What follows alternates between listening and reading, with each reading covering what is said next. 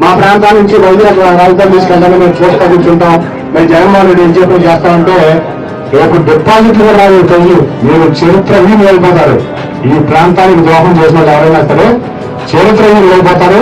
జనాన్ని మభ్య పెడుతూ ఇక్కడి నుంచి రాజధాని మారుస్తానంటున్నాం. అంత పిచ్చోళ్ళు ఎవరు లేరు.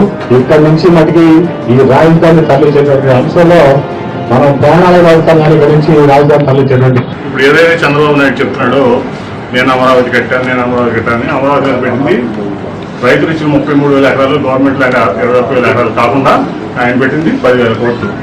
10,000 కోట్లలో 1,500 కోట్లు కేంద్రం ఇచ్చింది. 2,000 కోట్లు బాండ్స్ అన్ని అమరావతి బాండ్స్ అని బాంబేలో అన్ని తెచ్చాడు. 6,500 కోట్లు అన్ని టెంపరీ బిల్డింగ్లు, అంత ఫేక్, అంత రియల్ ఎస్టేట్ వ్యాపారం.